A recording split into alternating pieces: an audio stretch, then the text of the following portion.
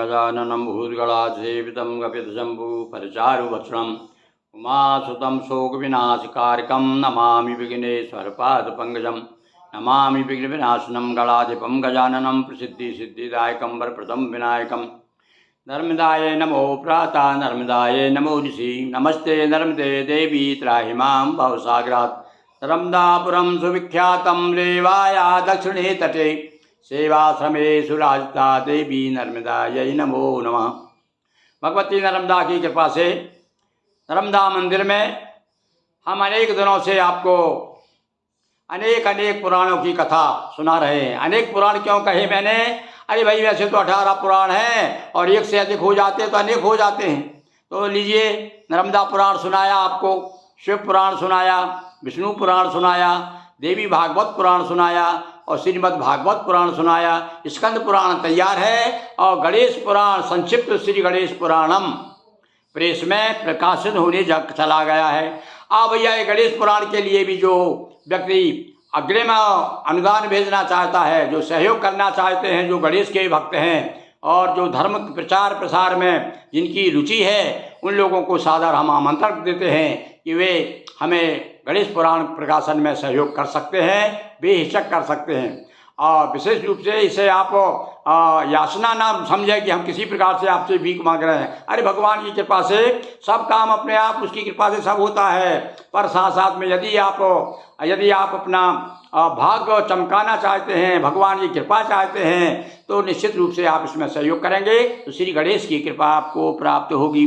तो बंधुओं, आज तो हम आपके सामने अनेक दिनों से भगवान विष्णु का चरित्र, जिसमें विष्णु पुराण का नाम से जो बड़ा प्रसिद्ध ग्रंथ है, 18 पुराणों में विष्णु पुराण, तो विष्णु पुराण की कथा सुना रहे हैं। क्यों सुना रहे हैं विष्णु पुराण की कथा? भैया अभी क्या आवश्यकता पड़ गई? तो जैसा कि आप जानते हैं कि ये मल मास है, इसे खरमास भी कहते हैं, इसे अधिक मास भी कहते हैं, और ये सारे नाम जो हैं, इस नाम के कारण ये मास बड़ा दुखी था। कथा आती है कि एक बार ये जा कर के भगवान विष्णु के सामने रोया कि महाराज मेरी बड़ी दुर्गति है, मेरे समय में कोई भी शुभ काम नहीं करते और मुझे कोई सम्मान नहीं देता ना कोई। तो भगवान ने कृपा करके भगवान विष्णु ने इसे गोलोक ले गए भगवान श्री कृष्ण के पास, और भगवान श्री कृष्ण ने कृपा करके अपना नाम पुरुषोत्तम इसे प्रदान किया। और तब से देखिए, अब आप कहाँ तो खर मास था, मल मास था, और अब पुरुषोत्तम मास हो गया। अब पुरुषोत्तम मास हो गया तो इसका सीधा सा अर्थ है कि भैया इस मास में जो पुरुषोत्तम की भगवान श्री विष्णु भगवान की श्री कृष्ण की कथा का गान करेगा, और वो तो समझ लो भगवान की कृपा से माला माल होगा, हर तरफ से माला माल होगा, किसी प्रकार का अभाव नहीं होगा, कृपा प्राप्त होगा भगवान का।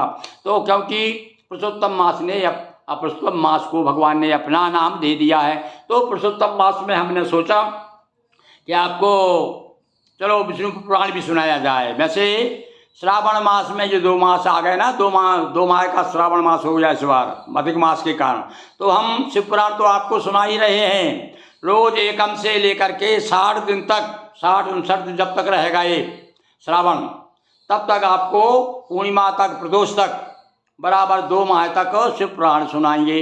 रोज एक कथा आप सुन ही रहे हैं। और अब 18 तारीख से, 18 जुलाई से ये लग जाएगा, लगभग जो है 10 अगस्त तक रहेगा अधिक मास। तो इसमें हम आपको विष्णु पुराण सुनाएंगे। तो ये पुराण विष्णु पुराण सुनाएंगे, क्या सुना ही रहे हैं। और कब से सुना रहे हैं? 18 तारीख से सुना रहे हैं लगातार। और सुनाते सुनाते आज कौन सा दिन आ गया दिवस, और आज जो है 28वां दिवस आ गया भाई। देखिए आप, यानी 2-3 दिन और बचे हैं, 28वां दिवस आ गया है आज। 28 दिन, आज भी बड़ी विचित्र कथा है। अरे बड़ी सुंदर सुंदर कथा है, देखकर मन प्रफुल्लित होता है। देखिए भगवान विष्णु की पुराण में कौन कौन सी कथाएं हैं। कल देखिए क्या सुनाया कि देवताओं को मनुष्यों के सामने झुका दिया। एक इंद्र आया, पुरंजय राजा को, पुरंजय जो है उसके सामने बैल बन करके खड़ा हो गया कि लीजिए साफ सवारी करिए और हमें जिताइए। ये कथा हमने आपको कल सुनाई। आज आपको एक और कथा सुनाते हैं। और इसके बाद फिर एक कथा सुनाई थी मानधाता के पुत्र की कथा कि वो नागों की मदद करके गुंधर्वों को हराया। अब आज हम आपको एक ऐसे ऋषि कथा सुना रहे हैं। इसमें देखिए विचित्र बात बताइए कि आदमी कितना ही बड़ा भक्त, कितना ही बड़ा ज्ञानी हो, किंतु हमारे अंदर जो विकार है, सठ विकार हैं, वो न जाने कब धावा बोलते हैं, कब मुंह खोल लें और कब आदमी जो है उधर प्रभावित हो जाता है। हमारे यहाँ भैया काम सबसे बड़ा जो है प्रबल काम, क्रोध, मद, लोभ, मोह, सब में मोह है और क्रोध और लोभ, काम, इनको ज़्यादा बलवान बताया गया है। यहाँ तक कहा गया है कि पीली पत्ती खाए जो उन्हें सतावे काम और नित्य प्रति हलवा निगलते उनके जाने राम। बड़ा कठिन होता है काम पर विजय प्राप्त करना, अपनी मनोकामनाओं को जीतना। तो यहाँ एक ऋषि की कथा आ गई भैया। यहाँ पर एक सौभरी नाम के, और ऋषि नहीं महर्षि थे, किंतु एक वो जल में रह करके तपस्या किया करते थे, जल के अंदर बैठ करके। आप समझिए कि कितने बड़े तपस्वी रहे होंगे। पर एक बार उन्होंने देखा कि कुछ मछलियाँ तैर रही हैं और मछली और मछलियों के पूरा मछलियों का परिवार भी साथ में, छोटे छोटे छोटे छोटे बच्चे आसपास घूमते रहते हैं ना, जैसे माता पिता के आसपास घूमते हैं। आप कब देखो आप गायों के आसपास कैसे बछड़े घूमते, ऐसे ही मछली के सामने और वो मछली का परिवार देखा तो इनके मन में भी इच्छा हुई। कौन ये देखिए जो बड़े तपस्वी महर्षि कहा जिन्होंने, इनके मन में अरे यार देखो भाई शादी करना चाहिए, और देखो बड़ा आनंद है ना बच्चों के साथ में, तो इसलिए शादी करना चाहिए। तो ऐसा विचार करके वो भी एक राजा के पास में पहुंच गए। अब थे तो बूढ़े, अब ऋषि और जाकर के अब जवान लड़कियों शादी करना चाहते हैं। कहने लगे राजा से कि राजा साहब हम आपके बच्चों से शादी करना चाहते हैं। राजा ने कहा कि महाराज वो ऐसा है कि हमारी लड़की, अब डर गया राजा, कहीं मना भी नहीं कर सकते भाई, और ये तो बड़ी राजा जोगी अगंजल इनकी उल्टी रीत है। शुरू से देखते हैं कि भैया इनके पास में तपस्या का बल है, और नाराज हो जाएं, कुछ गड़बड़ कर दें, नुकसान पहुंचा दें, तब क्या करना चाहिए। तो उन्होंने कहा भाई हमारी पुत्रियों से पूछ लो आप, वो स्वयंवर करती हैं, वो पसंद कर लेंगी तो ठीक है। तो देखिए अब इन्होंने क्या किया। अरे ऐसी कथाएं बहुत आती है हमारे पुराणों में। देखिए आपने पाराशर की कथा सुनी होगी, किस प्रकार से पाराशर ऋषि ने कहना चाहिए कोहरा कर दिया था, अंधेरा कर दिया था, अंधकार कर दिया था अपना काम पिपासा शांत करने के लिए। अब यहाँ पर इसने क्या किया, ये ऋषि पहुँचते हैं और अपने आप को जवान कर देते, जवान बना के सुंदर, अपने आप को बड़ा सुंदर रूप धारण कर लेते हैं। और उनकी 50 लड़कियाँ थीं। तो सब तब जिसके पास जाते सब एक देख देख के सब मोहित हो गई, कहने लगे हम भी शादी करेंगे, हम भी शादी करेंगे। तो बड़ी विचित्र बात है। तो इन्होंने प्रगति भी बसाई, खूब बाल बच्चे हुए, किंतु भाई सही बात तो ये है कि जिसको भगवान के प्रति सच्चा प्रेम है, जिसकी लगन है, जो एक बार उस मार्ग में बहुत, वैसे तो बड़ा कठिन है, पाँव देव यही मार्ग सोई, बड़ा कठिन है। जहाँ पर कृपा अतिशय कृपा राम की होई, जब अतिशय कृपा हो जाती है तब इस मार्ग में आता है आदमी, और नहीं तो 2 मिनट की कथा भी सुनना बड़ा मुश्किल हो जाता है उसके लिए। तो अब यहाँ पर ये ऋषि के बारे में बताते हैं किस प्रकार से ऋषि मोहग्रस्त हो गए, कामग्रस्त हो गए, जाकर के शादी की, बाल बच्चे हुए, किंतु बाद में जब उनको होश आया कि अरे मैंने ये हीरा सा जमन जो है, हीरा सा जैसा जन्म मैंने कोणी के भाव बहा दिया, और उसके बाद फिर भगवान के पूजन में, ध्यान में, भजन में तल्लीन हो गए और उनका मोक्ष हुआ। ये एक कथा है। अब संक्षेप में मैंने आपको सार बता दिया, सुनिए आप इसको किस प्रकार से मैंने इसका शब्द गुम्फन किया है, दोहा चौपाइयों में प्रस्तुत किया है। संक्षेप में सुना रहा हूँ।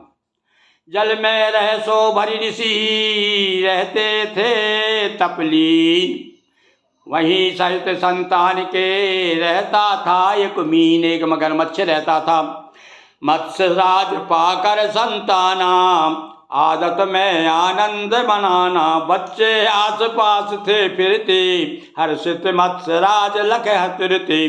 ऐसा देख ऋषि मन आया, ग्रस्त आश्रम का सुख भाया, द्रौपदी मान धाता के पासा, आए ले विवाह की आशा। यही मानधाता के पुत्र पुरकुश की कथा सुना रहे थे हम। अब ये मानधाता की कथा सुनिए आप। इनके पास में आए थी 50 कन्याएं नृप की, 2 मिले आस मन ऋषि की। अब इसी मैंने सोचा इसके राजा के 50 लड़कियां हैं, आज 1-2 लड़की मिल जाएगी मुझे, तो मैं भी इसमें जैसे मीनराज जो है, जो मछली का राजा जो है, और किस प्रकार से अपने बच्चों के साथ में सुखी जीवन व्यतीत कर रहा है, वैसे ही मैं भी सुखी जीवन व्यतीत करूँगा। तो प्रथा स्वयंवर नृप बतलाई, मन सो भरी नवयुक्ति आई। राजा ने टाल दिया अरे महाराज वो स्वयंवर होता हमारे यहाँ तो, अब जाओ आप देख लो लड़कियाँ पसंद करे, हमें कौन मना करते। वृद्ध देह लखराज कुमारी और देखेंगी नहीं और हमारी कन्याओं के जाऊं पासा, हे राजन मन में अभिलाषा पहुँच समीप युवाले रूपा, कन्याओं ने लखावनूपा सबके मन पसंद थे ऋषिवर, सभी चाहती थी मनोहर, सबके साथ विवाह रचाया निज तप बल प्रभाव दिखला। आप तपस्या यहाँ काम आई, देखो आप जहाँ तपस्या भगवान के लिए थी और वो इधर आ गई। आदमी कैसे नीचे गिर जाता ये भी कह सकते हैं अपन कि एक क्षण में बड़े बड़े महात्मा यही बात बार बार विद्वान लोग कहते हैं कि भैया देखो चढ़ने में बड़ा समय लगता है, आप सीढ़ी चढ़ के ऊपर चढ़ जाइए और यदि लुढ़कने में यदि पाँव फिसल गया तो गिरने में 1 मिनट नहीं लगता, तुरंत नीचे आ जाता है आदमी। अब ये ने क्या किया, 50 ने शादी कर ली, सुंदर रूप बनाया, सारी लड़कियां मोहित हो गई, सबके लगी अरे तो मेरा वर है, ये तो मैं ही भरूंगी, इसे मैं ही भरूंगी। तो उनका अच्छा भर लो, अच्छा 50 कोई साथ हो गए और अपने तपस्या के बल से सबके साथ में सुख भोग किया। और मिलन पुत्रियों सबके साथ विवाह नचाया निज तप बल प्रभाव दिखलाया। एक बार क्या हुआ, दादा ने सोचा कि अरे जो ये बूढ़ा ऋषि ले गया मेरी लड़कियों को, ना जाने कैसा रख रहा है, जाके देखूँ तो वहाँ जाकर के देखता है कि हर एक अलग अलग भवन बने हुए हैं सबके, और सबके साथ में ऋषि उतने ही रूप धारण करके, और सब जिससे भी पूछता वही कहती है कि सबसे ज़्यादा मुझे ही चाहते हैं। जो इस लड़की से पूछा पिता ने कि भाई पतिदेव का तुम्हारे प्रति कैसा रुख है, कैसा व्यवहार है, सबने यही कहा कि मुझे सबसे अधिक मुझे चाहते हैं। तो इस प्रकार से सुखी जीवन गृहस्थ आश्रम में। अब ये भी बताया भैया ये भी कि इस प्रकार कोई प्रसंग आए तो सबको साथ लेकर चलना चाहिए। गृहस्थ आश्रम वैभवदायी सौवरी बहु संतति भी पाई। और बहु संतति 1 2 नहीं, अनेक पुत्र पुत्रियां हुए उनके, बहुत बड़ी संतान बढ़ गई। किंतु अंत में उपजा ज्ञाना गृहस्थ आश्रम है अज्ञाना। हाँ भाई ये बात जरा अपन लोगों के लिए फिट नहीं होती। क्यों अंत समय में ज्ञान आना चाहिए। ये तो भैया ऋषि थे, जन्मजात ऋषि थे, बड़ी तपस्या की थी, इसलिए फिर से लौट के आ गए। हम लोग तो भैया बचपन से ही जब से पैदा हुए तब से जो लगे माया मोह के 84 के चक्कर में, 84 के चक्कर है, 84 में जाने के लिए तैयारी कर रहे हैं हम 84 योनि में, इसलिए तो सिर्फ 84 चक्कर कहते हैं इसे। तो भैया हमारे लिए तो बड़ा कठिन है, पर यहाँ तो ये ऋषि जो है आखिरी में इनको ज्ञान हुआ और समझ में आ गई भैया गृहस्थ आश्रम ठीक नहीं है, अब तो उसे त्याग देना चाहिए। और अंत में पुनः अपने उसी स्थान पर पहुँच गए, स्थान पर पहले जल में रहकर तपस्या किया करते थे। तो नष्ट किया कितना समय और गृहस्थी पर दे ध्यान, पुनः तपस्या रत हुए पाया पद निर्वाण। बोलिए लक्ष्मीपति की जय, हर हर महादेव शंभो।